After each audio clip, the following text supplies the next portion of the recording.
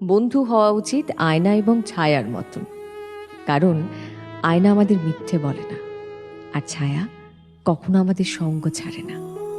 ঠিক তেমনি একজন ভালো বন্ধু আয়নার মতন স্বচ্ছ হয়, যে সবসময় আমাকে সত্যিটাই বলবে।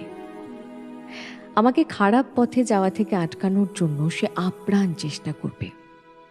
আমি কি মনে করব এই কথার তোয়াক্কা না করে সে সমস্ত অপ্রীতিকর কথা সে বলতে রাজি, যেটা বললে হয়তো আমার ভালো হতে পারে।